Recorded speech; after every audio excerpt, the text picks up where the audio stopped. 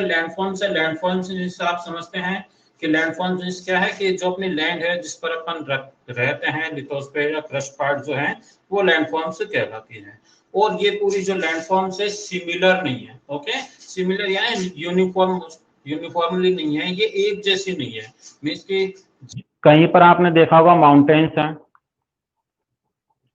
Okay, कहीं पर क्या है माउंटेन्स है, कहीं वैलीज है, कहीं रिवर्स है, कहीं ओशियंस है, सीज है, डेजर्ट है। इस तरह से अपनी लैंडफॉर्म क्या नहीं है, यूनिफॉर्म नहीं, यानी कि इक्वल नहीं है, अलग अलग जगह अलग तरह से अपनों को इसका जो सरफेस है वो दिखाई देता है, ओके।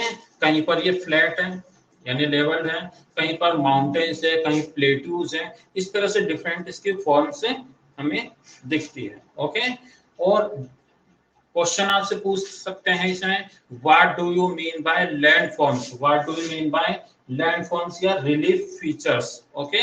तो आंसर इसमें क्या होगा, the variation of the land surface of the earth is called variations of the land, okay. कि जो अपने लैंडफॉर्म्स हैं ये डिफरेंट टाइप्स की हमें दिखाई देती हैं, डिफरेंट टाइप्स की मतलब है डिफरेंट टाइप्स की होती है, ओके। जैसा कि आपको पहले बताया, कहीं पर माउंटेन्स है, कहीं डेजर्ट है, रिवर्स है, वैलीज है, ओके, इस तरह से हमें दिखाई देती है। तो सबको हम लैंडफॉर्म्स बोलते हैं, ओके।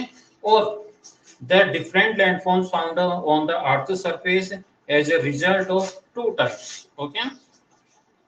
ये जो डिफरेंट टाइप्स की हमें रिलीफ दिखाई देती है ये किस वजह से बनती है कि कहीं पर आपने देखा होगा माउंटेन्स है, कहीं पर ऊंची जगह है, कहीं पर क्या है ओशियंस है, कहीं पर प्लेन है, कहीं डेजर्ट है, तो ये क्यों बनते हैं, तो इसके लिए टू टाइप्स के फोर्सेस इसमें एक्ट करते हैं, टू टाइप्स के फोर्सेस की वजह से ये ऐसा होता है। ये टू टाइप के फोर्सेस कौन कौन से हैं, ये टू टाइप के फोर्सेस हैं, इंटरनल एंड एक्सटर्नल, ओके। कितने टाइप्स के फोर्सेस लगते हैं, टू के लगते हैं, internal and external. Internal forces होते हैं जो कि अपने अर्थ के नीचे से लगते हैं, यानी सरफेस पर हम रखते हैं उसके अंदर से जो फोर्सेस लगते हैं, ओके।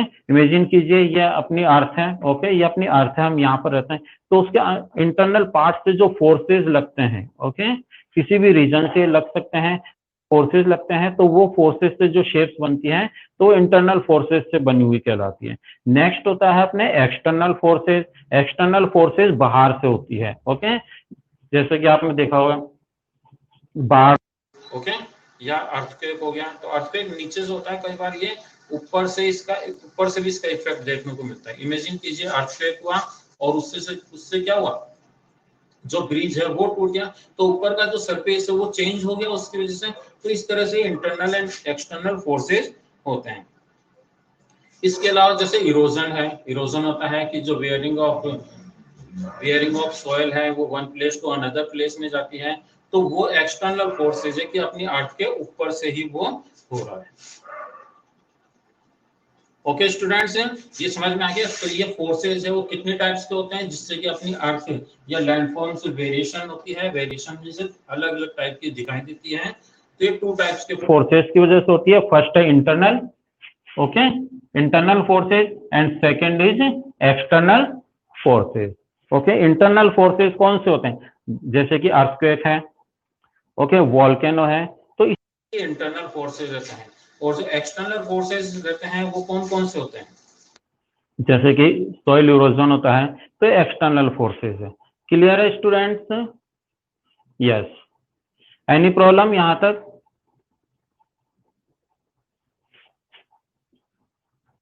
ओके। अब देखिए इसमें नेक्स्ट कौन सा होता है, इरोजन। आपको मैंने बता दिया इरोजन क्या होता है, द वियरिंग अवे। आप इसको नोट आउट कीजिए। इरोजन किसे कहते हैं, हिंदी में इसे बोलते हैं मृदा अपरदन। मीन्स जो मिट्टी रहती है वो क्या होती है, एक जगह दूसरी जगह ट्रांसफर होती है, किसी भी मीडियम से जा सकती है। उसमें टू मेन जो मीडियम है या एजेंट है वो कौन कौन से हैं, वो है water and air, air means winds, okay.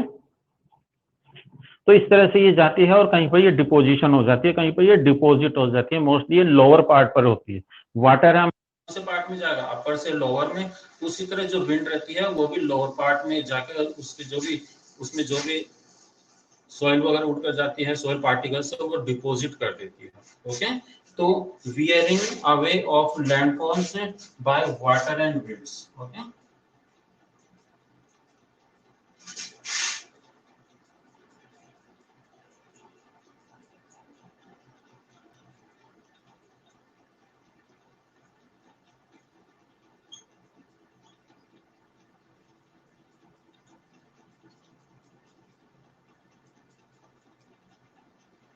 ये नोट आउट कीजिए आप, what do you mean by erosion, ये क्वेश्चन आता है आपके, तो होगा wearing away of landfalls by water और winds. Okay, what do you mean by erosion, wearing away of landfalls by water or winds is called erosion। Clear है students? Note out कर लिया आपने? ओके, नीचे जो आपकी स्पेस है, blank space है, वहां पर आप इसको नोट कर लीजिए, क्योंकि आप ये क्वेश्चन पूछते हैं what do you mean by erosion, Hindi में बोलते हैं इससे मृदा अपरदन से आप क्या समझते हैं। ओके, इंग्लिश में soil, what do you mean bye soil erosion.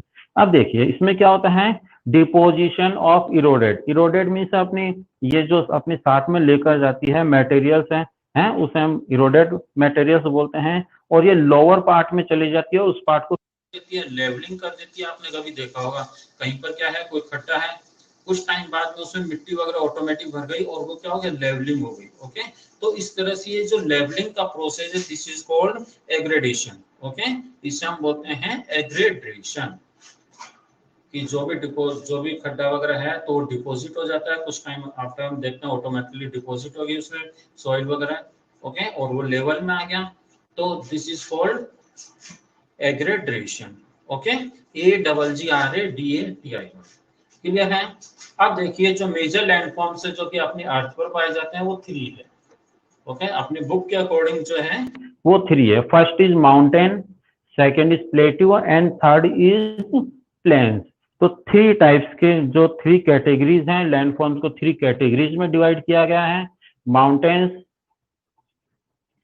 ये सारा है नाइस। ओके, जो लैंडफॉर्म्स है उसे हम कितनी कैटेगरीज में डिवाइड कर सकते हैं, 3 categories, mountains, plateaus and planes.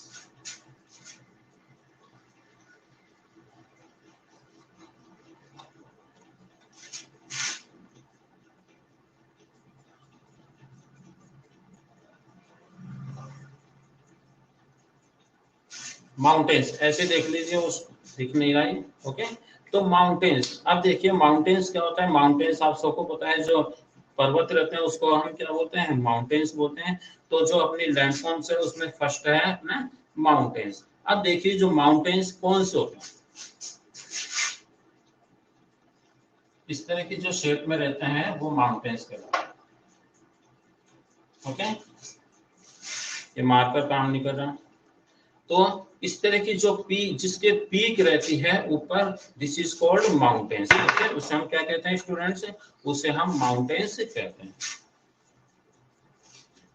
अब देखिए mountain are huge masses of land that rise the great height, जो कि अपनी जो अर्थ सरफेस रहता है उससे राइज अप हो जाते हैं, उससे क्या हो जाते हैं, राइज अप हो जाते हैं, यानी कि वो ऊंचाई पर उठ जाते हैं। Okay, this is called mountains, उसे हम क्या बोलते हैं, माउंटेन्स।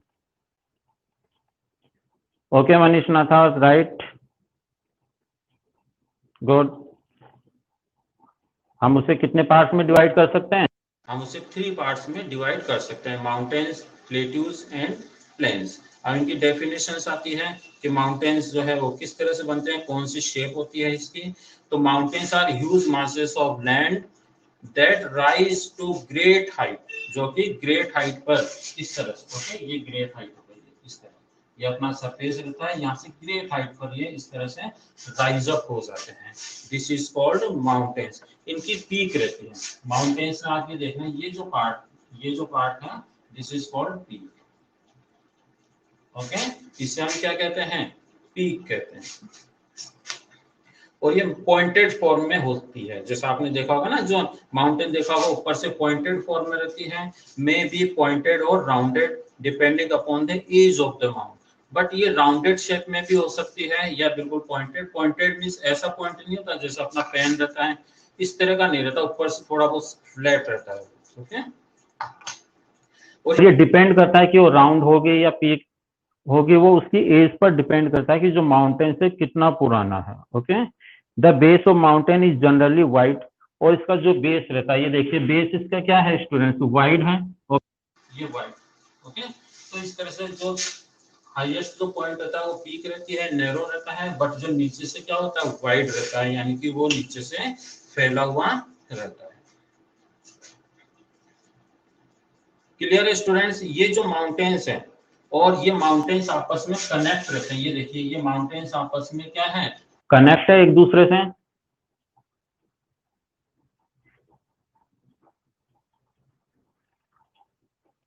नहीं, माउंटेन्स वन टाइप के नहीं है मनीष, आप हमेशा आगे मत चला करो।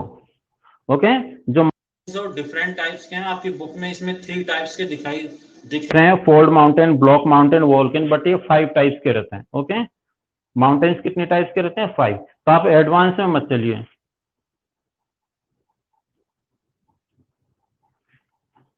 जितने में वहां तक रहिए आप, है ना।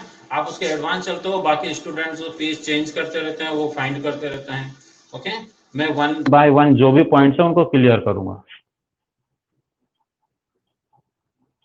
ओके, अब देखिए जो माउंटेन्स रहते हैं ये आपस में एक दूसरे से क्या होते हैं, इस तरह से ये क्या है, जुड़े हुए हैं। ओके, इस तरह, तो इस तरह जो माउंटेन्स आपस में क्या है एक दूसरे से कनेक्ट है, ये माउंटेन्स की रेंजेस कहलाते हैं। This is called ranges of mountains.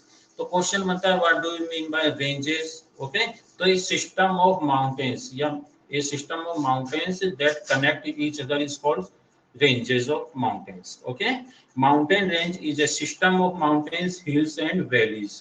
इसमें हिल्स है, देखिए कोई छोटी पहाड़ी है वो हिल्स हो जाती है, ये वैलीज हो जाती है। तो इस तरह से इनका एक सिस्टम रहता है। Okay, this is called mountain ranges. Okay, और ये लाइन में रहती है, कुछ इस तरह से आपस में कनेक्ट रहती है, बिल्कुल स्ट्रेट लाइन नहीं होती, इनमें फोल्डिंग भी होती है।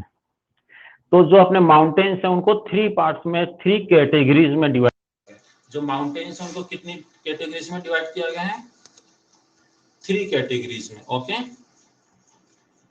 अपनी बुक के अकॉर्डिंग इनको 3 कैटेगरीज में डिवाइड किया गया, अदरवाइज ये करीब 5 कैटेगरीज के होते हैं, बट जो अपनी बुक में है अपनी क्लास के अकॉर्डिंग वो ही हम स्टडी करेंगे। तो फर्स्ट आता है आपके fold mountain, and second block mountain, and third is volcanic mountain. तो माउंटेन से कितने टाइप्स के हैं? Give me answer, how many types of mountains classified? Give me answer.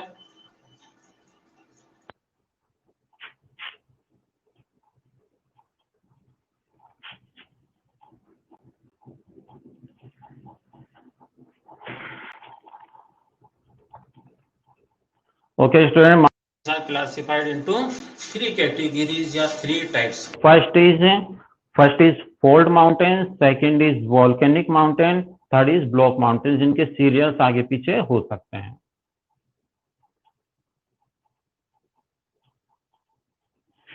आपको अब देखिए fold mountain, volcanic mountain and जो ब्लॉक माउंटेन्स हैं इनमें क्या डिफरेंस होता है। ओके, ये अच्छी तरह आप समझना।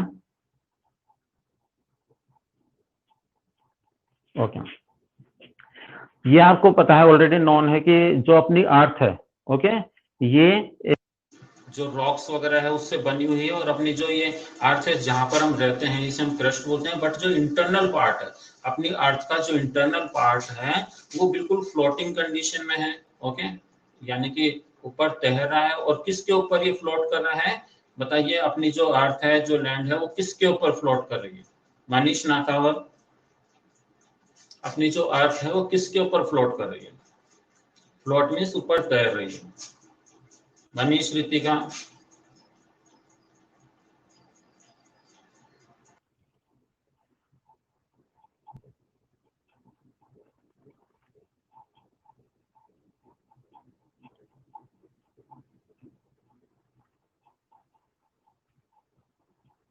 वंश शेखावत, या आपने ये क्या लिखा? आप ये चैटिंग कर रहे हैं?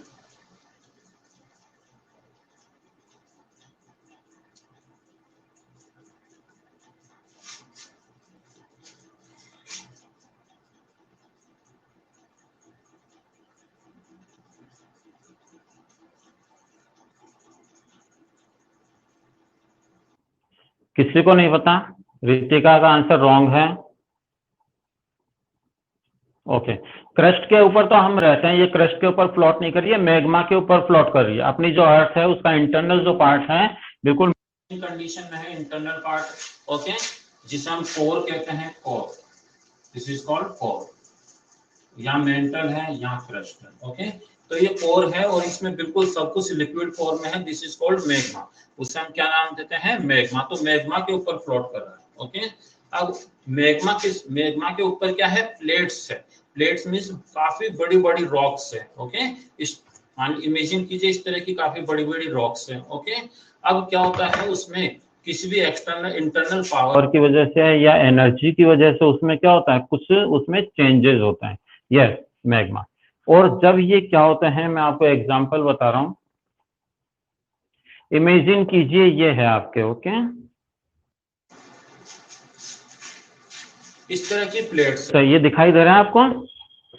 ये प्लेट्स है। ओके, जब ये प्लेट्स हैं आपस में, इनमें जो फोर्सेस होता है वो फोर्स की वजह से ये फोल्ड अप हो जाती है, यानी कि इस तरह से फोल्ड हो जाती है। ओके, तो अब देखिए इसकी बन गई, यू हो गई फोल्ड में। तो इस तरह की जो शेप होती है, जो प्लेट्स है, जब ये इंटरनल फोर्सेस की वजह से जब इनमें फोल्ड अप हो जाता है, यानी कि ऊपर की तरफ उठ जाती है, तो उससे माउंटेन्स जो बनते हैं, this is called fold mountain. Okay, इस तरह से जो माउंटेन्स बनते हैं उसे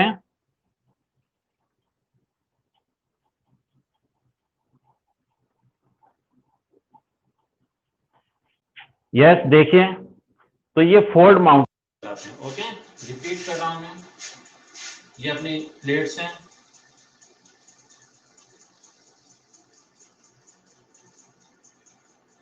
ओके, ये प्लेट्स हैं। अभी इनमें किसी तरह का फोर्सेज हुआ और ये फोर्सेज की वजह से ये राइज अप हो गई इस तरह से, और इस तरह की शेप बन गई। ओके, अब ये क्या हो गई? इस तरह से।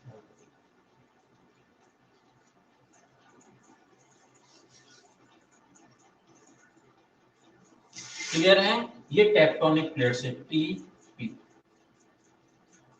तो टेक्टोनिक प्लेट्स क्या हो गई? राइज अप हो गई, ऊपर फोल्ड हो गई, उससे जो माउंटेन्स बनेंगे वो कौन से बनेंगे स्टूडेंट? वो बनेंगे फोल्ड माउंटेन्स। क्लियर है? ये जब ये ऊपर होते हैं तो फोल्ड माउंटेन बन जाते हैं, और इमेजिन कीजिए इनमें फोर्स हुआ और ये नीचे हो गए। ओके, जब ये डाउनवर्ड्स में चले गए इस तरह से, जब डाउनवर्ड्स में चले जाते हैं तो उसके बाद में जो माउंटेन्स नहीं बनते, जो लैंडफॉर्म्स बनती है वो बनती है ओशियन। ओके, जब ये नीचे की तरफ हो गए तो उससे क्या क्रिएट होंगे? ओशियंस। और ये ऊपर की तरफ हो गए तो फोल्ड माउंटेन्स क्रिएट होंगे। क्लियर है? जैसे अपना हिमालय है, ओके, और रॉकीज ऑफ नॉर्थ अमेरिका है, एंडेज है साउथ अमेरिका का, ये सब क्या है? फोल्ड माउंटेन्स आते हैं। अरावली है, अपाचियंस है, ओके, यूराल है, ये फोल्ड माउंटेन्स है, उसमें हिमालय वगैरह है। हिमालय है, रॉकी से ये यंग माउंटेन्स है, और जो अरावली है, अपालिचियंस है, यूराल है, ये कौन से माउंटेन्स है? ये ओल्ड माउंटेन्स आते हैं, ओल्ड फोल्ड माउंटेन्स। क्लियर है स्टूडेंट्स? ये फोल्ड माउंटेन्स, कुछ प्रॉब्लम है इसमें? Any problem? क्लियर है फोल्ड माउंटेन? यस। नेक्स्ट आता है आपका ब्लॉक माउंटेन। अब देखिए इसमें स्टूडेंट्स, ये मोस्ट है, ये डिफरेंट भी है।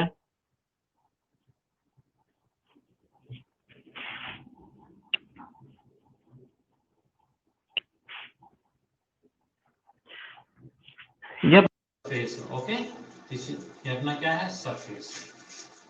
जब सरफेस होता है और उसी तरह से कोई इंटरनल फोर्स लगता है और इसका कुछ जो पार्ट्स है वो ऊपर हो जाता है और कुछ नीचे हो जाता है। ओके, तो ये इस तरह से कुछ ये पार्ट ऊपर उठ गया, ओके, और कुछ पार्ट क्या हो गया? नीचे हो गया, इस तरह से।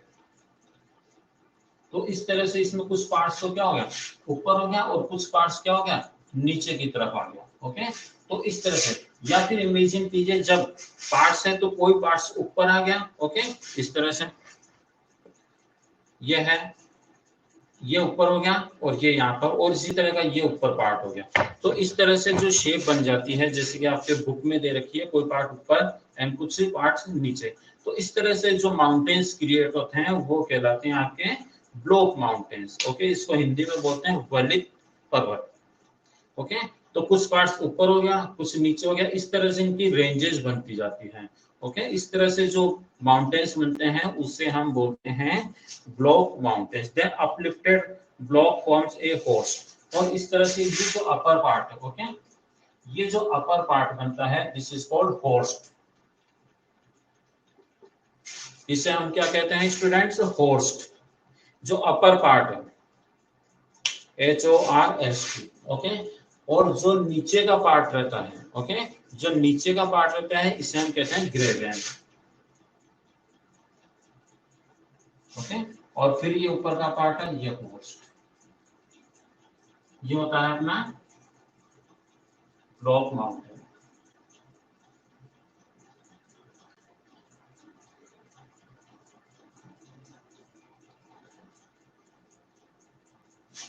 इस तरह से क्लियर है। कोई पार्ट इसका ऊपर हो गया क्योंकि अपनी लैंड मास काफी ग्रेट है, काफी बड़ा है, तो कुछ पार्ट्स ऊपर हो गया, कुछ नीचे हो गया और उनमें आपस में रेंजेस हो गए, तो वो कहलाता है आपके ब्लॉक माउंटेन्स। क्लियर है। ऊपर का जो पार्ट है वो कहलाएगा, जो अपर पार्ट है this is called horst and below part is called graben. Okay, and this all ranges is called block mountain. Okay students, yes. Next आता है अपना वोल्केनिक माउंटेन। वोल्केनिक यानी कि जो ज्वालामुखी से बना हुआ है। ये बिल्कुल सिंपल सा है। इमेजिन कीजिए ये अपनी अर्थ है। ओके, ये अपनी अर्थ है, ये सरफेस है, यहाँ मैग्मा है। ओके, अब इसमें क्या हुआ, ये जो पार्ट है यहाँ से, ओके, मैग्मा जो है वो क्या होता है, इरप्ट होता है अपनी अर्थ के ऊपर, और इस तरह की ये जब क्या होता है ये सॉलिड फॉर्म में आ जाता है। इस तरह से जब ये सॉलिड फॉर्म में हो जाता है तो ये कूल डाउन होने के आफ्टर क्या हो जाता है, ये सॉलिड फॉर्म में कन्वर्ट हो जाता है, और उस तरह से जो शेप बनती है वो माउंटेन्स की जैसे बन जाती है, और उससे ही हम बोलते हैं वोल्केनिक माउंटेन। मैग्मा क्या होता है, वेंट से बाहर आता है, यहाँ से मैग्मा बाहर आ जाएगा, जैसे ही वो बाहर आएगा तो उसका जो नेम है वो चेंज हो जाता है, उसे हम बोलते हैं लावा। ओके, और ये लावा सॉलिड हो जाता है यहाँ पे।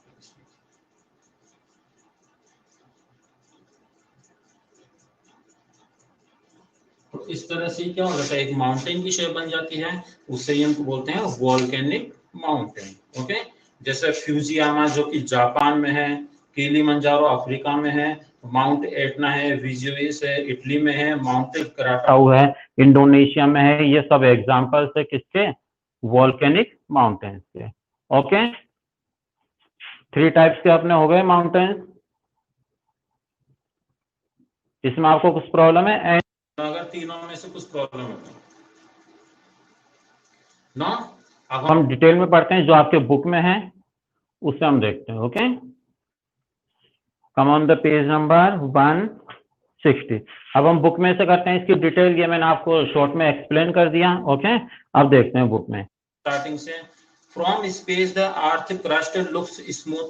अब जो क्रस्ट पार्ट अपने को स्मूथ दिखाई दी, स्मूथ मीन्स क्या है, बिल्कुल यूनिफॉर्म कंडीशन में दिखाई देती है mostly. Yes Manish, but it is not really so uniform, लेकिन ये हमें यूनिफॉर्म कंडीशन में दिखाई देती है, बट वो ऐसी है नहीं। Surface of our earth different from place to place.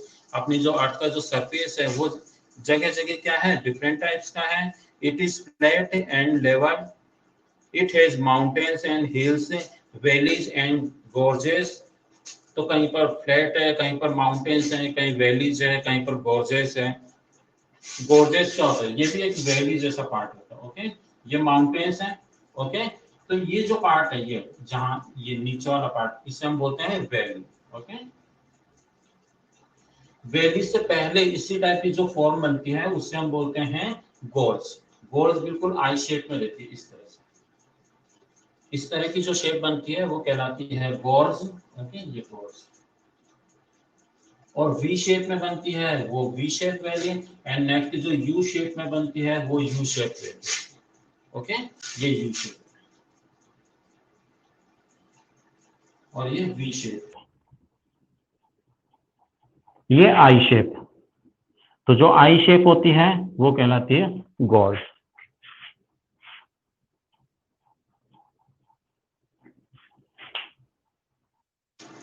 Clear है? Yes. Under the seas there are mountains, mountain जो है उसी के अंदर भी हो सकते हैं। ओके, सी माउंट्स जिसे हम कहते हैं, ट्रेंचेस है। Variation of the land surface of the earth are known as relief features. ये मैंने आपको एक्सप्लेन कर दिया। वेरियस जो लैंड फॉर्म्स है, ओके, उसे हम लैंड फीचर्स कहते हैं। ये डिफरेंट टाइप्स की होती है जो अर्थ के जो सरफेस के ऊपर पाई जाती है। ये 3 फोर्सेस से क्रिएट होती है। कितनी फोर्सेस से? 2 फोर्सेस से क्रिएट होती है, internal and external. Okay, internal जो अर्थ के अंदर से जो फोर्स लगता है। Is not still, there are continuous movement. अपनी जो अर्थ है वो ग्राउंड पर है, वो बिल्कुल स्टिल नहीं है, यानी कि एक ही जगह स्थिर नहीं है।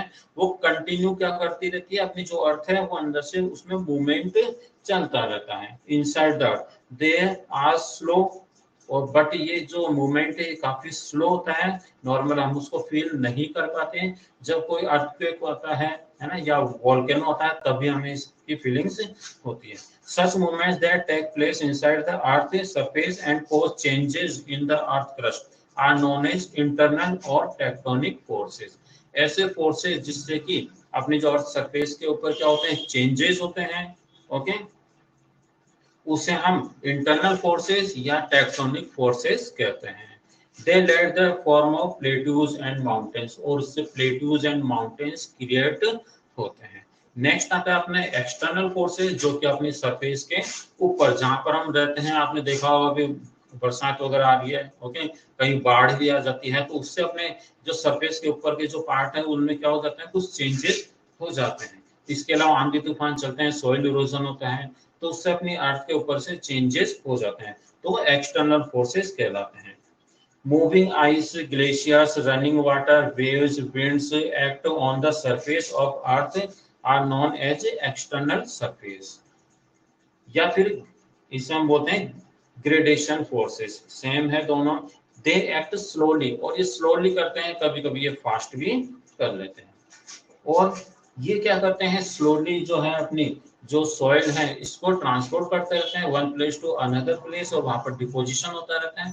तो जो ट्रांसफर करने की जो प्रोसेस है, this is called soil erosion. आपको मैंने बताया था अभी, wearing away of landforms from one place to another by winds और water is called soil erosion. Okay, जब ये डिपोजिशन हो जाती है कहीं पर जाके, ये इकट्ठी हो जाती है, जम जाती है, उससे हम बोलते हैं एग्रेडेशन। Okay,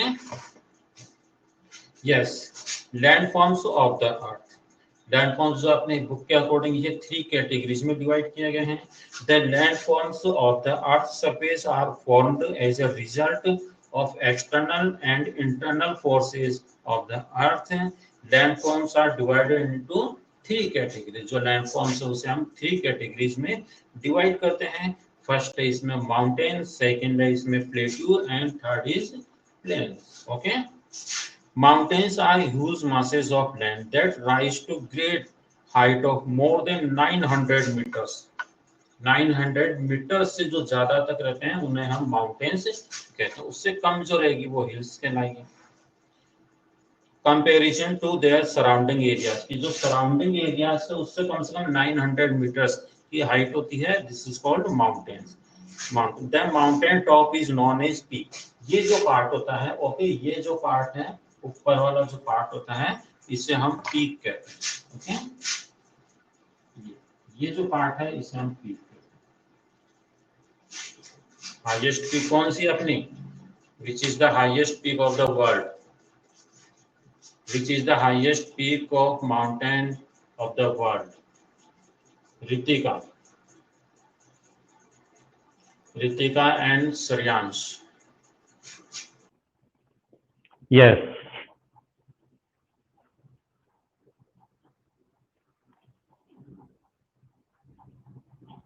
very good. इसकी हाइट कितनी है students? Lokesh and Shreyansh and Darshika, जो माउंट एवरेस्ट है उसकी हाइट कितनी है?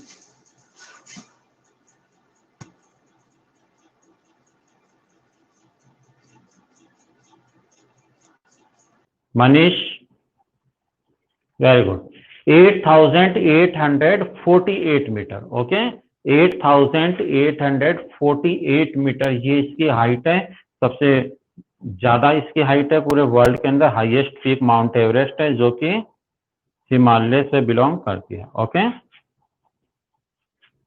यस, ए पीक में बी पॉइंटेड और rounded depending upon of the mountains. Okay, और माउंटेन्स जो है उस वो कितना पुराना है उस पर डिपेंड करती है। जो यंग माउंटेन्स होते हैं उनके पीक इस पॉइंटेड रहती है, जो ओल्ड माउंटेन्स रहते हैं उसके पीक पॉइंटेड नहीं होकर कैसी होती है, थोड़ी राउंड शेप में रहती है।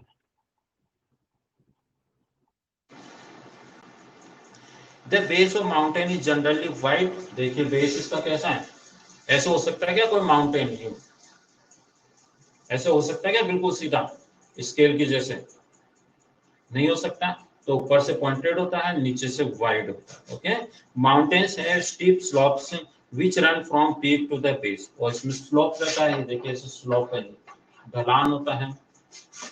They occupy about 1/4 of total land area of the earth. Earth का जो टोटल लैंड एरिया उसका 1/4 पार्ट है माउंटेन्स है।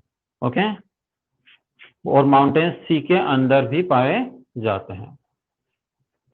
Next, most of mountains are in the form of mountain range. अधिकतर जो माउंटेन्स है वो माउंटेन रेंजेस में, रेंजेस का मतलब है ऐसे उनका एक सिस्टम है पूरी, ये आपस में एक दूसरे से क्या है, कनेक्ट है, उसे हम रेंजेस कहते हैं। A mountain range is a system of mountains, hills and valleys arranged in a line stretching over hundreds of kilometers. कई हंड्रेड्स किलोमीटर्स में ये फैला हुआ रहता है। इसमें माउंटेन्स भी आ जाते हैं, हिल्स भी आ जाती हैं, इसमें वैलीज भी आ जाती है। ये सब आपस में क्या रहते हैं कि लाइन की जैसे अपने आप में अरेंज रहते हैं, उससे हम रेंज कहते हैं। Okay, on the basis of origin की इनकी उत्पत्ति किस तरह से हुई? बेसिस ऑफ ओरिजिन की मीन से जैसे टाइप्स डिफरेंट टाइप्स के होते हैं, तो ओरिजिन के हिसाब से इनकी जो कैटेगरीज है उनको 3 पार्ट्स में डिवाइड किया गया है। यह है fold mountain, block mountain and volcanic mountain. Okay, yes, fold mountain, these are caused by a collision between plates deep beneath the earth surface. Okay, collision हो जाता है और वो फोल्ड हो जाता है।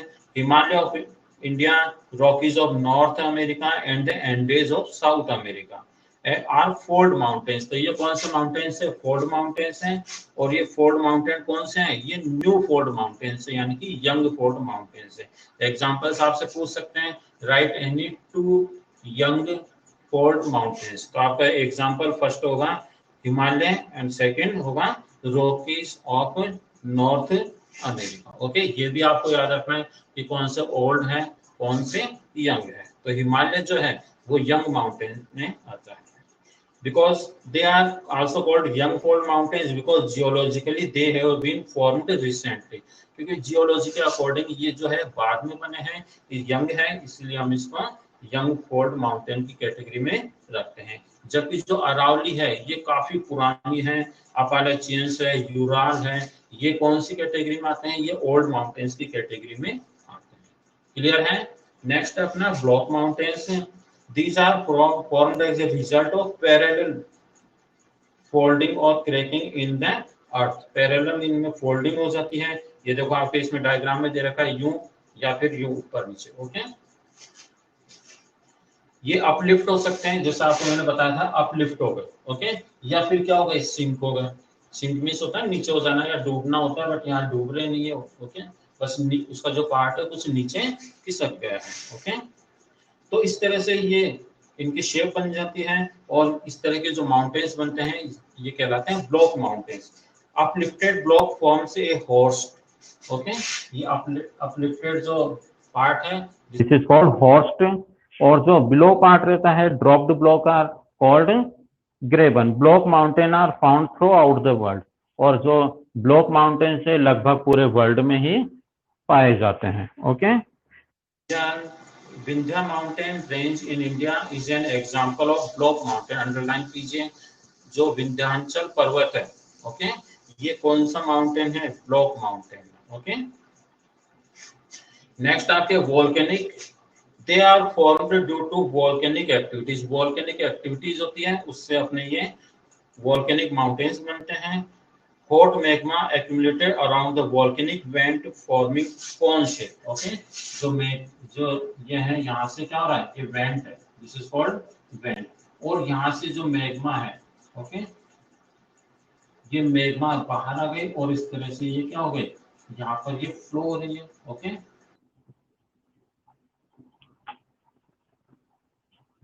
इस तरह से, और ये कूल डाउन हो जाती है, उसके बाद में क्या हो जाती है, सॉलिड फॉर्म में कन्वर्ट हो जाती है, उससे माउंटेन्स की शेप बन जाती है। तो ये माउंटेन्स कहलाते हैं volcanic. Okay, volcanic mountains, mountain Kilimanjaro, जो कि किलिमंजारो अफ्रीका में है, फ्यूजियामा है, ये जापान में है, और माउंट एटना है, और वेसुवियस है जो कि इटली में है, एंड माउंट कराकटाओ ये इंडोनेशिया में है। ये एग्जांपल्स है किसके, वॉल्केनिक माउंटेन्स के। Okay, mountains are very useful, simple सा है तो कि जो माउंटेन्स अपने लिए काफी यूजफुल होते हैं। वहाँ डिफरेंट टाइप्स के जो है वो प्लांट्स है, एनिमल्स है, हर्ब्स है, ओके, मेडिसिन है, ये अपनों को मिलती है। वहाँ पर फॉरेस्ट भी रहते हैं जिससे हमें फ्रेश एयर मिलती है। डिफरेंट टाइप्स के एनिमल्स भी रहते हैं जो कि अपने इकोलॉजिकल बैलेंस में अपनी हेल्प करती है। वहाँ से रॉक्स वगैरह, पत्थर है, ये मिलते हैं, मिनरल्स मिलते हैं वहाँ से। ओके, इसके अलावा वहाँ से जो जो रिवर्स फ्लो होती है तो उनमें ग्रेट स्पीड रहती है, उससे जो हाइड्रो इलेक्ट्रिसिटी जनरेट की जाती है। ओके, इस तरह से जो माउंटेन्स है वो अपने लिए काफी ज्यादा क्या है, यूज। इसके अलावा जो माउंटेन्स है ये बैरियर्स के रूप में भी होता है। जैसे कि अपना जो हिमालय है, तो उधर रशियन से और उस साइड से क्या होता है, साइबेरिया से जो कोल्ड एयर आती है, तो अपना जो हिमालय उसको क्या करता है, रोकता है, उससे अपने इंडिया में बिल्कुल वो चिल्ड जो एयर है वो नहीं आ पाती, उसे वो रोक कर रखता है, इसलिए वहां पर आइस है। ओके, अगर वो नहीं होता तो डायरेक्ट वो चिल्ड एयर अपने इंडिया में आती। तो इस तरह से बैरियर्स के रूप में भी काम करता है। जो अदर कंट्रीज हैं, लिए एक बाउंड्री के रूप में भी ये काम करता है। ओके, तो इस तरह से डिफरेंट इसके क्या है अपने लिए, इसके पर्पज है, इसकी इम्पोर्टेंस है। पीपल जो है वो माउंटेन्स एरियाज में जाते हैं, वहाँ विजिट भी करते हैं, घूमते हैं, तो टूरिस्ट स्पॉट भी वो बन जाता है। तो इस तरह से अपना ये जो है, अब ये जो माउंटेन्स है, ये इनके अलग अलग क्या है अपने लिए यूज है। ओके, तो नेक्स्ट अपना जो टॉपिक आता है वो है प्लेट्यूज, बट वो हम नेक्स्ट क्लास में डिस्कस करेंगे। यहाँ तक अगर आपको कुछ प्रॉब्लम है अभी मुझसे पूछिए। ओके, ओनली 1 मिनट दे रहा हूँ मैं आपको। Any question?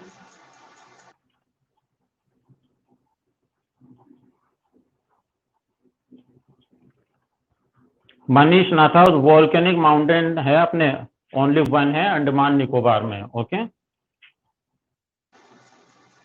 जहाँ पर हाई प्रेशर बेल्ट रहता है, ओके, या वोल्केनिक का आपके एक पहले लेसन आया था। तो ये वॉल्केनिक जो है वो सब जगह नहीं रहता, इनकी बेल्ट्स रहती है। जैसे पैसिफिक ओशियन है तो इनकी बेल्ट्स रहती है कि वहीं पर ये इरप्टेड होते हैं। इंडिया में ऐसे कोई नहीं है, बस अंडमान निकोबार में कोई एक है। ओके, बाकी ये वोल्केनल्स नहीं है।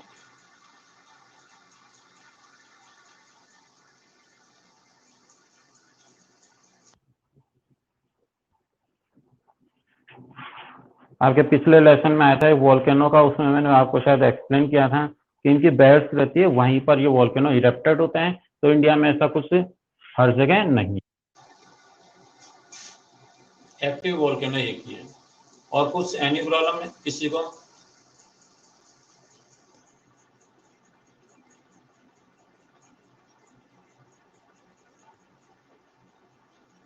Okay, bye, have a nice day.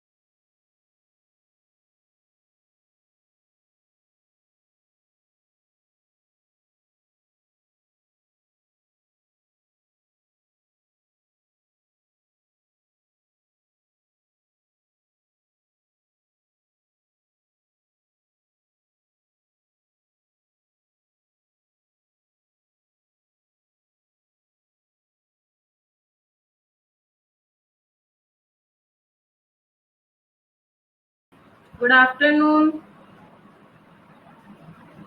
Good afternoon, all of you.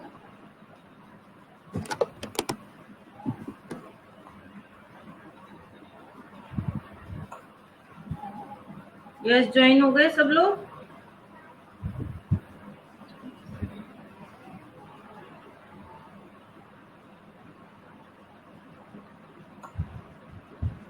Good afternoon.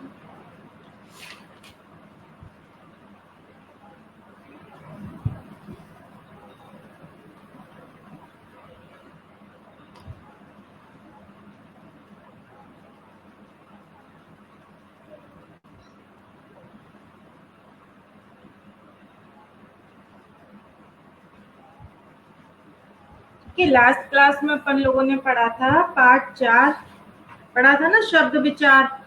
ठीक है, तो वर्णों के सार्थक मेल को क्या कहते हैं? शब्द। और फिर शब्द के भेद थे। शब्द के मुख्य 2 भेद कौन कौन से थे? सार्थक और निरर्थक। और फिर सार्थक शब्दों के आधार, अर्थ के आधार पर सार्थक शब्दों के भेद थे 4 प्रकार के। 4 प्रकार के थे ना? कौन कौन? 4 प्रकार के थे या 6 प्रकार के थे? Good afternoon all of you. तो अर्थ के आधार पर सार्थक शब्दों के भेद कितने प्रकार के थे? 6 प्रकार के थे या 4 प्रकार के?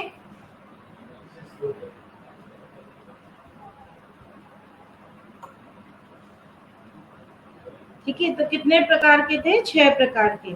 फिर उसमें कौन कौन से शब्द थे? एक तो पर्यायवाची शब्द। यस, हाँ, ठीक है, 6 प्रकार के थे।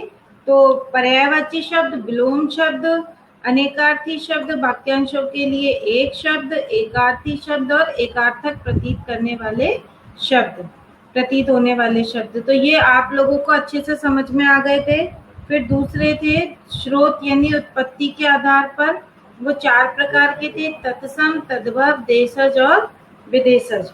तो जिसमें से अपन लोगों ने तत्सम शब्द और तद्भव शब्द ये तो पढ़ लिए थे, क्लियर हो गया था ना? यहाँ तक आप लोगों को कोई डाउट हो तो पूछ लो, कुछ समझ में नहीं आया हो। और आप लोगों ने की थी ना रीडिंग? ठीक है, यहाँ तक हो गया था अपना। तत्सम शब्द यानी जो संस्कृत भाषा के शब्द हैं वो जो कि तो हमारी हिंदी भाषा में आ गए हैं वो कहलाते हैं तत्सम शब्द। और तद्भव कहलाते हैं कि जो संस्कृत के शब्द हैं उनका हिंदी में रूपांतरण। ठीक है, बहुत सालों की यात्रा करने के बाद जो संस्कृत शब्दों का अर्थ यानी हिंदी में उनका प्रयोग होने लगा। अब आज अपन पढ़ेंगे देशज शब्द। ठीक है, देशज और विदेशज तो दोनों मैंने उस दिन भी शॉर्ट में आपको बता दिए थे। अब देखिए देशज शब्द, पेज नंबर निकालिए 22। पेज नंबर 22 पे नीचे देखो देशज शब्द ग। हिंदी भाषा में अनेक शब्द जन भाषाओं से आए हैं। इनका प्रयोग आंचलिक बोलियों और भाषाओं में होता है और हिंदी में आए ऐसे शब्द देशज शब्द कहलाते हैं। ठीक है, कैसे शब्द कहलाते हैं? देशज, यानी जो देशी भाषा में यूज होते हैं ना।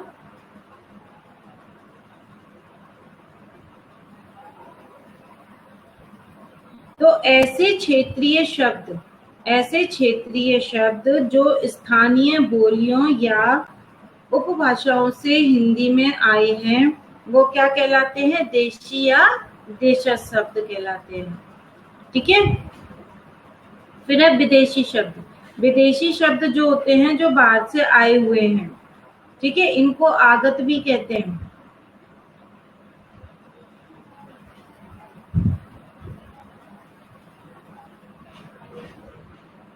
विदेशी शब्द भारत में बहुत समय तक विदेशियों का शासन रहा। उनके प्रभाव से हिंदी में अनेक विदेशी शब्द आ गए हैं। उन्हें आगत या विदेशी शब्द कहते हैं। आगत यानी आए हुए। ठीक है, तो हिंदी में आए अन्य देशों के शब्दों को आगत या विदेशी शब्द कहते हैं। ठीक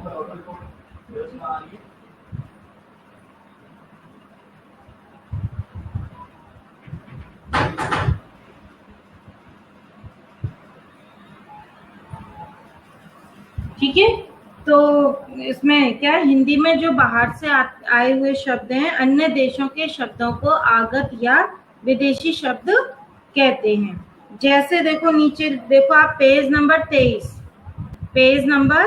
23 में देखो अरबी, फारसी, अंग्रेजी, पुर्तगाली, तुर्की, फ्रांसीसी,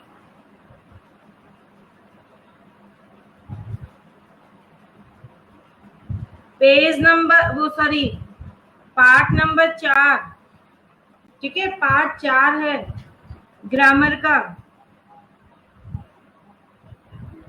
और पेज नंबर 23 पेज नंबर 23 आप लोगों को बोर्ड पे लिखा हुआ नहीं दिख रहा क्या?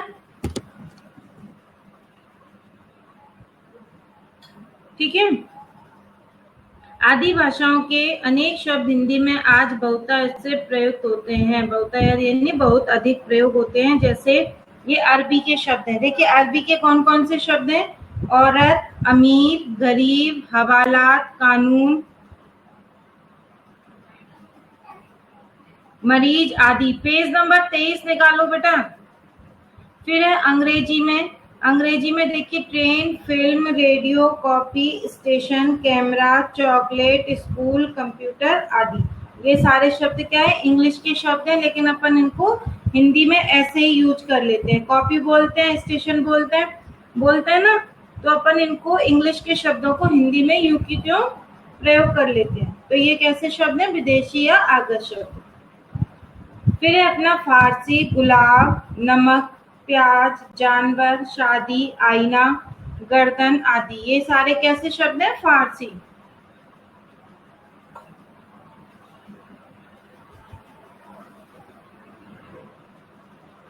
फिर है पुर्तगाली शब्द आलू, गोभी, तौलिया, साबुन, अलमारी, कमरा, चाबी आदि। फिर तुर्की के शब्द हैं लार्स, कुली, चमचा, बेगम आदि। और फ्रांसीसी शब्द हैं अंग्रेज, कूपन, कारतूस आदि। ठीक है, अब रचना के आधार पर शब्द के भेद हैं। ठीक है, अब कैसे हैं? 3 नंबर के हैं। रचना के आधार पर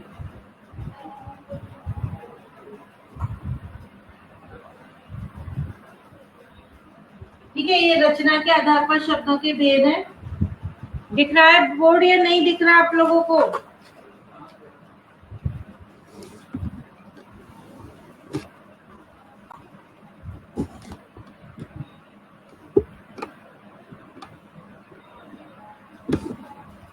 पेज नंबर 23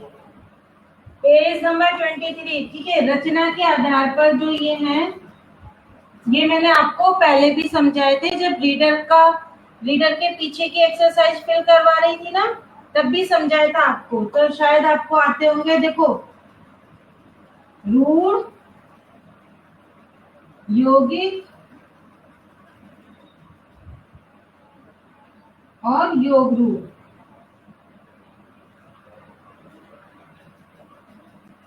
ठीक है, रूढ़ शब्द, यौगिक शब्द और योग रूढ़ शब्द। ओके, है ना? तो कितने प्रकार के हैं ये, और ये कौन से आधार पर है? रचना के आधार पर। रचना के आधार पर शब्दों के भेद हैं ये 3 प्रकार के, रूढ़ शब्द, यौगिक शब्द और योग रूढ़ शब्द। ये आप लोगों को मैंने बताया था ना जब रीडर में एक्सरसाइज फिल करवाई थी।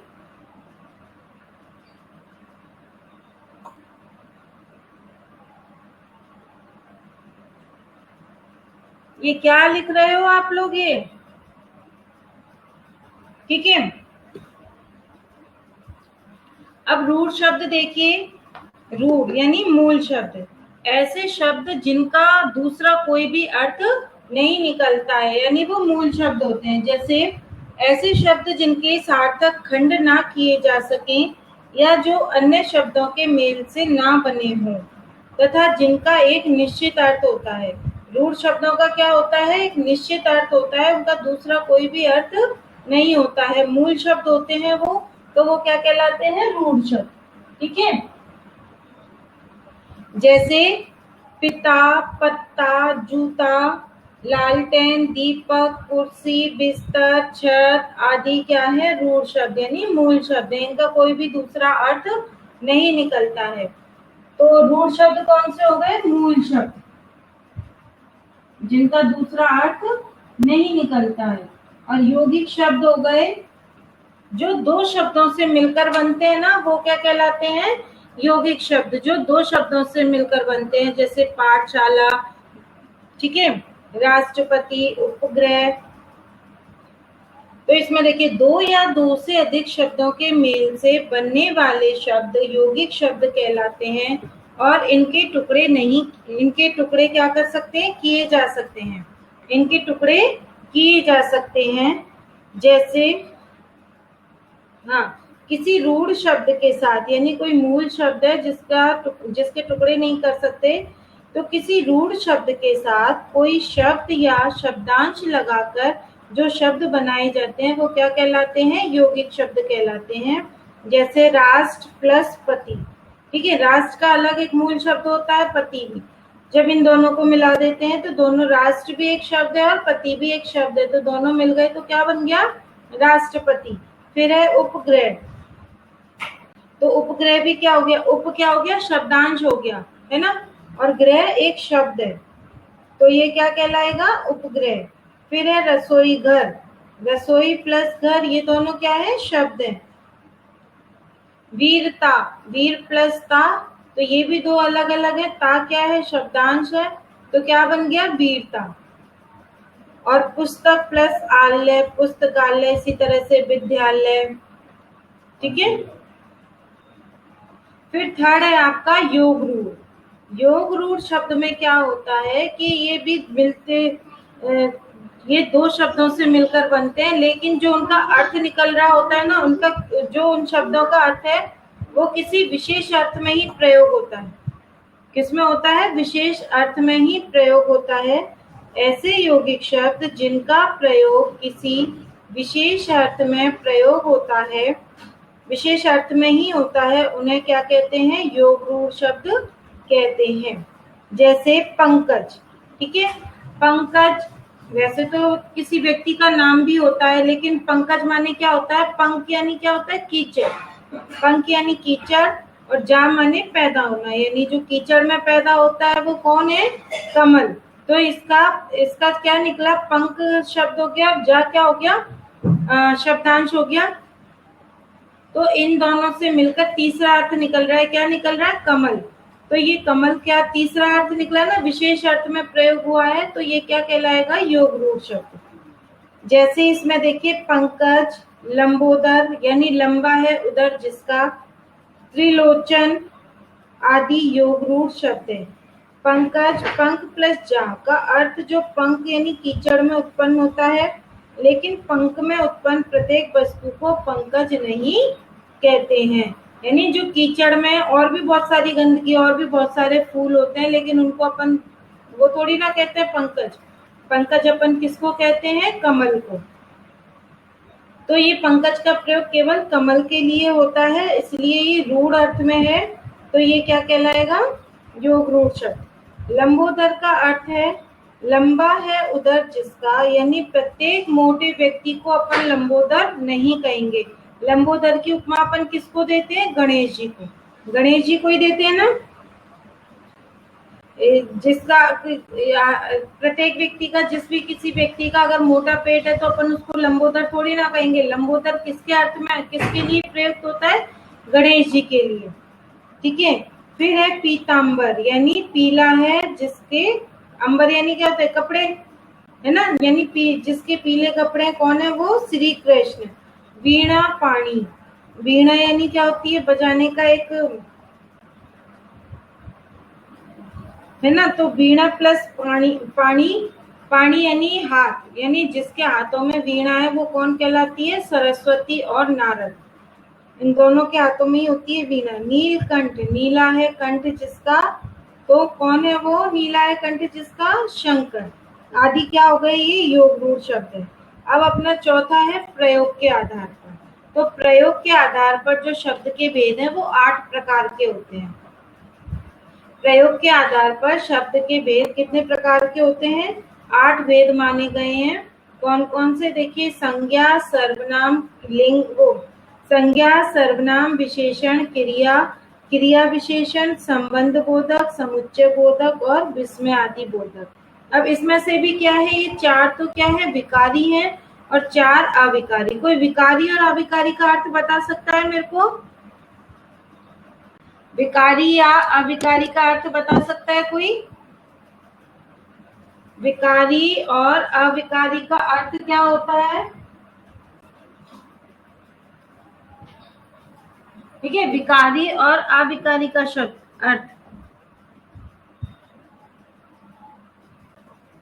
अर्थ बताइए, विकारी और अविकारी का।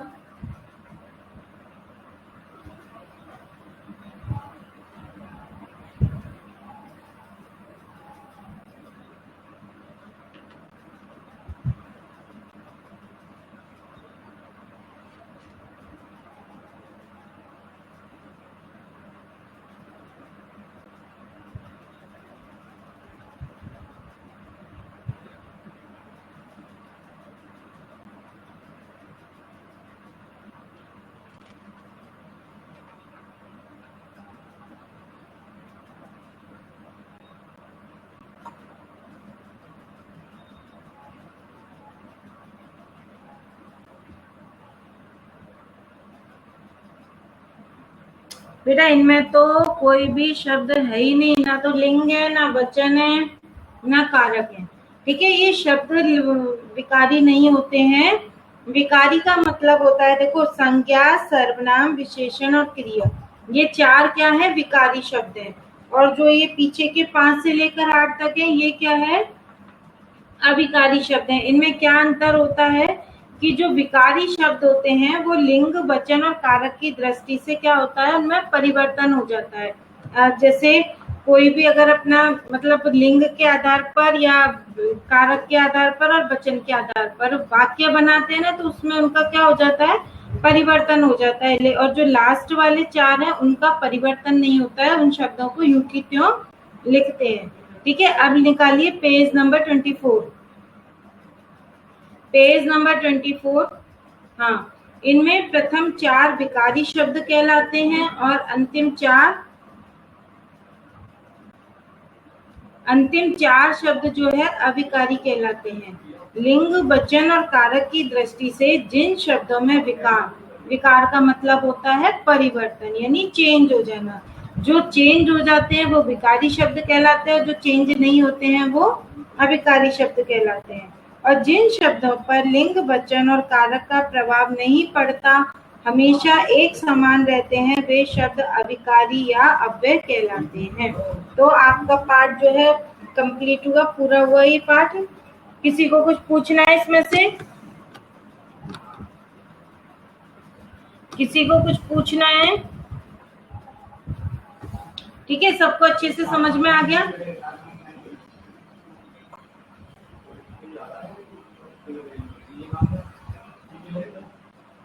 Very good. ठीक है, अब निकालो पेज नंबर 24 पे। देखो, सबसे पहला है शब्द किसे कहते हैं। क्या है? शब्द किसे कहते हैं। तो इसका आंसर आपका है पेज नंबर 20। पेज नंबर 20 पर आप इसका आंसर दिया हुआ है। देखो, वर्णों का ऐसा समूह है जिसका कोई निश्चित अर्थ होता है, उसे शब्द कहते हैं। ओके, आप अपनी बुक में लगा लीजिए कि शब्द किसे कहते हैं। इसका आंसर पेज नंबर 20 पर दिया हुआ है। फिर सेकंड है, अर्थ के आधार पर शब्द के कितने भेद होते हैं। इसका आंसर कहाँ पर है? पेज नंबर 21 पर।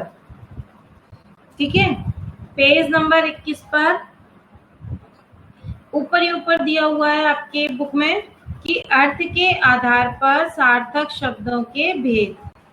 अर्थ के आधार पर सार्थक शब्दों के भेद। तो उसमें देखिए, ये आपको यूं क्यों लिख देना है कि अर्थ के आधार पर शब्द के जो है निम्नलिखित भेद माने जाते हैं। पहला पर्यायवाची, विलोम, अनेकार्थी, वाक्यांशों के लिए एक शब्द, एकार्थी शब्द और एकार्थक प्रतीत होने वाले शब्द। ठीक है। फिर नेक्स्ट है आपका तत्सम शब्द किसे कहते हैं। तो तत्सम शब्द के लिए भी आपका पेज नंबर 22 पर ऊपर ही ऊपर दिया हुआ है कि संस्कृत के ऐसे शब्द जिनका हिंदी में उसी रूप में प्रयोग किया जाता है। ठीक है। संस्कृत के ऐसे शब्द जिनका हिंदी में उसी रूप में प्रयोग किया जाता है उन्हें तत्सम शब्द कहते हैं। बिल्कुल लीजिए, बस आपको एक बार क्या है अच्छे से रीड करना है और अच्छे से आप लोग रीड करके समझ लोगे ना तो बिल्कुल इजी चैप्टर है। फिर है देशज शब्द किसे कहते हैं। तो देशज शब्द भी जो है, देशज शब्द भी आपका पेज नंबर 22 पर दिया हुआ है और इसमें आप जैसे भी लिख लेना, मतलब उदाहरण तो आप सारे क्वेश्चनों में लिख लेना। ठीक है। जैसे तत्सम शब्द कहते हैं, फिर नीचे लिखा हुआ है ना सूर्य, मयूर, वर्ष, मस्तक आदि तत्सम शब्द हैं, तो इसको जैसे करके लिख लेना। ऐसे ही देशज शब्द हैं कि पेज नंबर 22 पर देखिए, ऐसे क्षेत्रीय शब्द जो स्थानीय बोलियों या उपभाषाओं से हिंदी में आए हैं उसे देशी या देशज शब्द कहलाते हैं। फिर जैसे करके लिख देना 2-4 शब्द, 2-3 शब्द आप क्या करोगे जैसे करके लिख दोगे। जैसे फटाफट, पंगा, कड़क, पगड़ी, फुनगी, जूता, इनमें से कोई भी 2-3 शब्द लिख देना, है ना। अब बताइए, देखिए क्वेश्चन नंबर 2। क्वेश्चन नंबर 2 है निम्नलिखित शब्द समूहों से सार्थक शब्द बनाकर लिखिए। ये एक तरह से गेम हो गया। क्या है ये? गेम है। अब चलो आप बना के लिखो चैट बॉक्स पर, चैट बॉक्स पर लिखिए। Very good Manish. ठीक है, क्योंकि ये एक तरह से क्या हो गया, गेम हो गया। ये एक तरह से गेम है।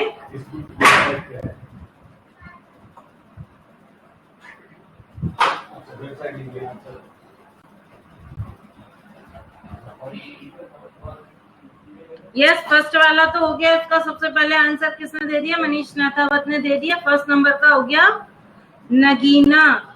सेकंड वाला भी सबसे पहले मनीष ने दिया चाय। Very good.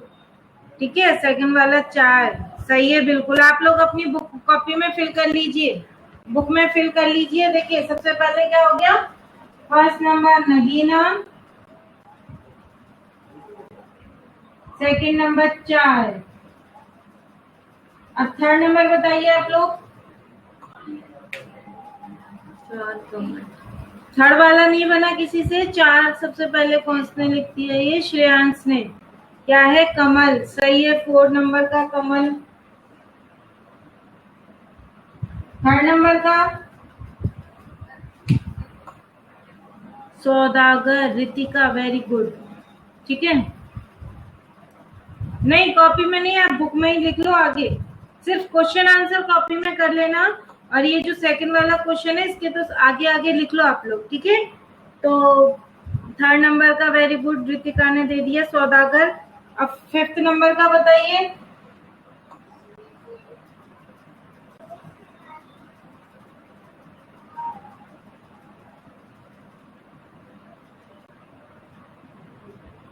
फिफ्थ नंबर, 4 तक हो गए बेटा। 4 से आगे का आंसर दो।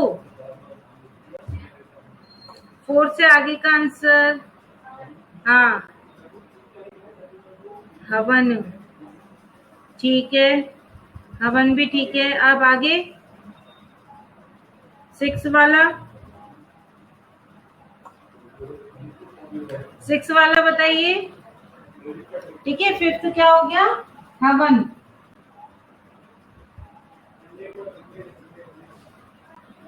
अब 6 बताइए।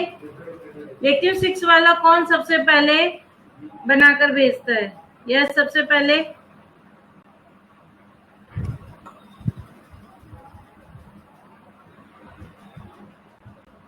आसाम कहाँ बनेगा? मनीष, आसाम नहीं बनेगा। आसामी, आसामी नहीं बनेगा। आसामी ऐसे लिखते हैं और इसमें साथ से सड़क तो है ही नहीं, आसामी ऐसे लिखते हैं।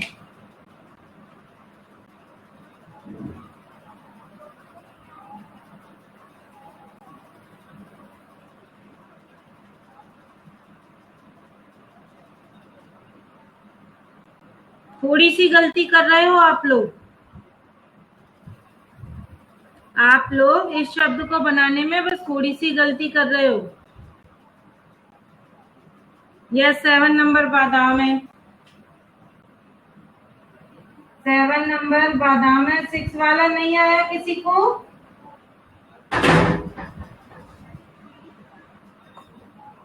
यह 6 वाला बादाम है, 7 वाला।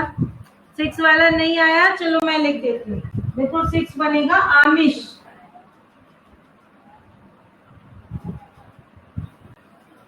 ठीक है, आमिष बनेगा 6 वाला। आसामी ऐसे लिखते हैं, ठीक है। अब है 8 नंबर का,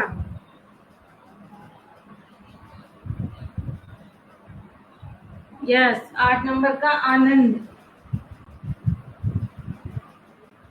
ठीक है। 8 नंबर का क्या बनेगा? आनंद, बिल्कुल सही है। 9 नंबर का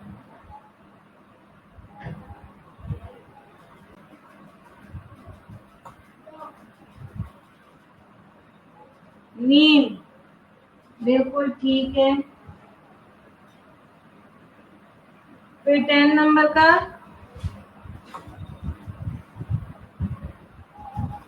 पढ़ लो, वेरी गुड, ठीक है। ये बुक में ही फिल करना है आपको, बस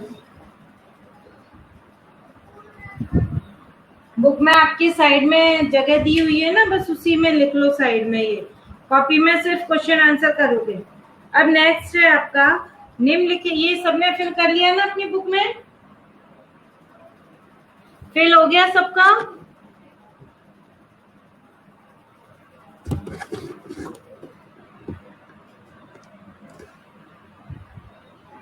गुड, ठीक है। अब 3rd नंबर का क्वेश्चन है, निम्नलिखित शब्दों में से यौगिक शब्द छांटकर लिखिए। तो बताइए जल्दी से।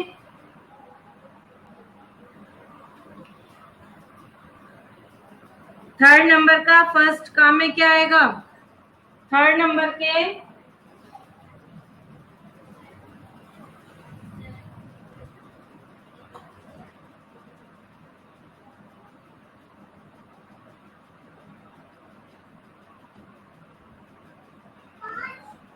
के फर्स्ट में क्या आएगा? हाँ, मनीष नाथ था, बस सही है बिल्कुल। पाठशाला, मनीष, रितिका, दर्शिका।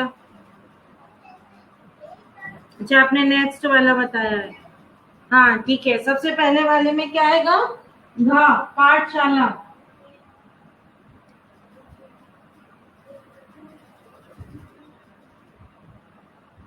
फिर सेकंड वाले में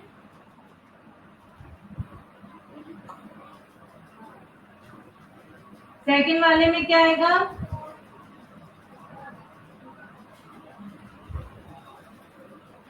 राष्ट्रपति, यस यस। 3rd का रचनाकार, ठीक है।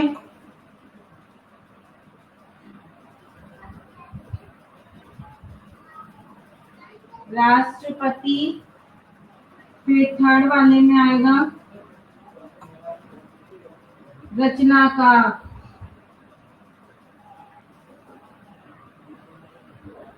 फिर 4th में क्या आएगा? Haridwar, very good Ritika, Manish. हाँ, 4th में आएगा ग, हरिद्वार।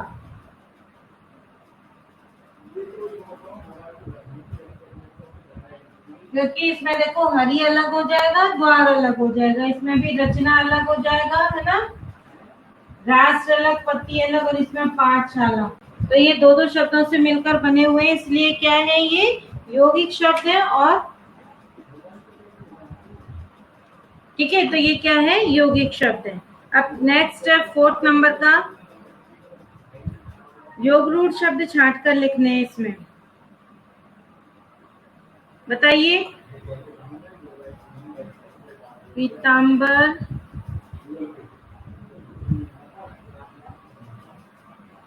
उदर और दशा।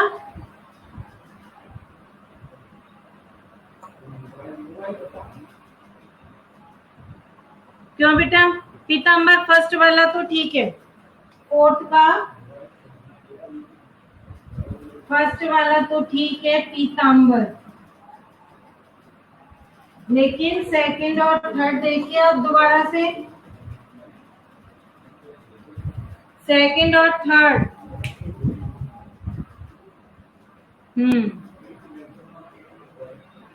यस, रुद्राक्ष का ठीक है बिल्कुल, कि फर्स्ट में पीताम्बर, सेकंड में दशानन और थर्ड में भी क्या आएगा? दशानन, क्योंकि दशानन किसके लिए यूज होता है? 10 मुख वाला कौन है? रावण। ठीक है, तो इन दूसरे और तीसरे में क्या आएगा? दशानन।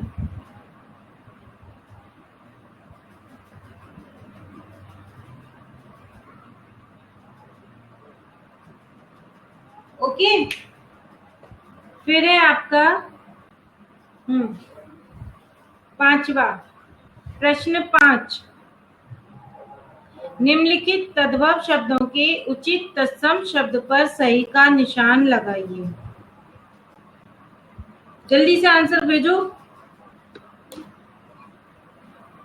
क्योंकि ये बिल्कुल इजी है। पाठ को अगर अच्छे से पढ़ लो ना तो सारे बिल्कुल इजी क्वेश्चंस हैं ये।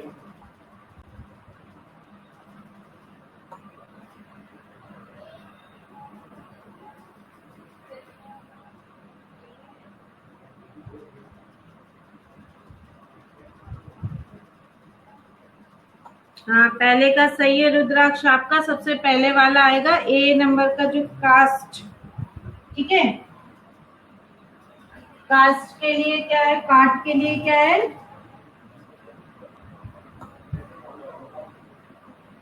कास्ट यानी लकड़ी। क्या होती है कास्ट? यानी लकड़ी।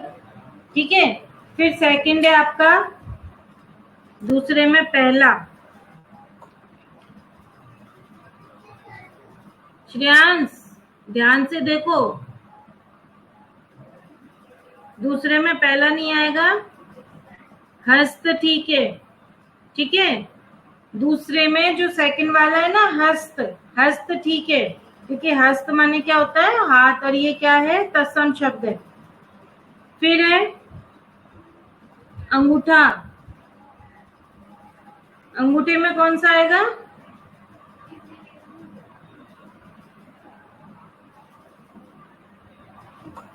अंगुष्ठ, फर्स्ट वाला, बिल्कुल ठीक है। हाँ ठीक है, बिल्कुल ठीक है। फिर आंख, आंख का क्या आएगा?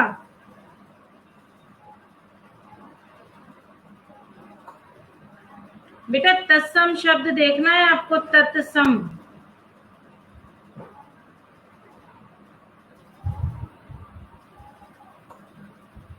अक्षी, रुद्राक्ष का बिल्कुल ठीक है। ठीक है, आंख को क्या बोलते हैं? अक्षी। नयन और लोचन ये तो हिंदी के ही है ना। अब इसके बाद है आपका 6 क्वेश्चन। सबने अपनी बुक फिल कर ली ना? आपको ग्रुप पे भेजने की जरूरत है क्या? ये बुक फिल कर ली ना सब लोगों ने? ग्रुप में भेजूं या नहीं? ये एक्सरसाइज की फोटो ग्रुप पर भेजूं या नहीं भेजनी? नहीं भेजनी, ठीक है। और सारे बच्चों ने थोड़ी ना क्लास अटेंड करी है, सारे बच्चे नहीं करते ना क्लास अटेंड। कितने बच्चे हैं ये? आराध्य, भव्य, चेतन, दर्शिका, मनीष नाथावत, रुद्राक्ष, रितिका और श्रेयांश। सिर्फ 8 बच्चों ने क्लास ज्वाइन करी है। और सारी क्लास में भी 8 ही बच्चे रहते हैं या ज्यादा रहते हैं?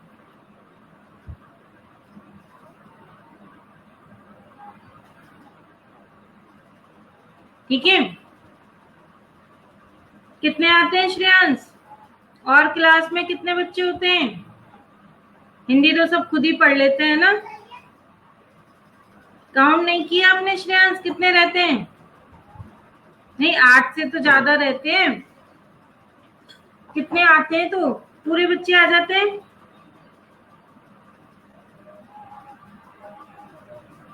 सारे नहीं आते हैं ना, एक भी क्लास में नहीं आते ना सारे बच्चे। हाँ, फिर है आपका निम्नलिखित तत्सम शब्दों के तद्भव रूप लिखिए। ठीक है, निम्नलिखित तत्सम शब्दों के तद्भव रूप लिखिए। प्रस्तर माने क्या होता है?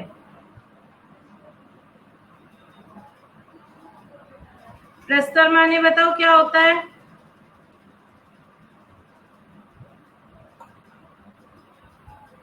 गुड, पत्थर। ठीक है, ठीक है, तो इसमें क्या आ जाएगा? पत्थर। पाहन, ठीक है, प्रस्तर का क्या आ जाएगा? पाहन, प्रस्तर।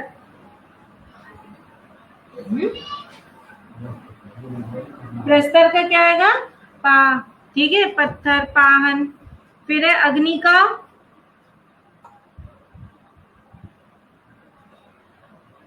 अच्छा, उसने सारे ही लिख के भेजे दर्शिका, वेरी गुड। ठीक है, अग्नि का क्या आएगा? आग। फिर बानर का? बंदर। चंद्र का? चांद। हाँ, अग्नि का आग, बानर का बंदर, चंद्र का चांद, दुग्ध का दूध, दुग्ध दूध, आम्र आम। सारी एक्सरसाइज बिल्कुल इजी है। ठीक है, आम्र का क्या आ जाएगा? आम। फिर सूर्य का? सूरज। गुड।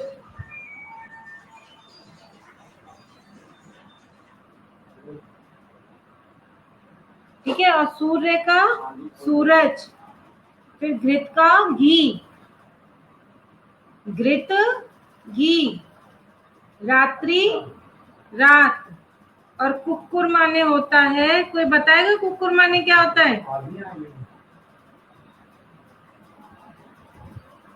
कुक्कुर माने बताओ क्या होता है?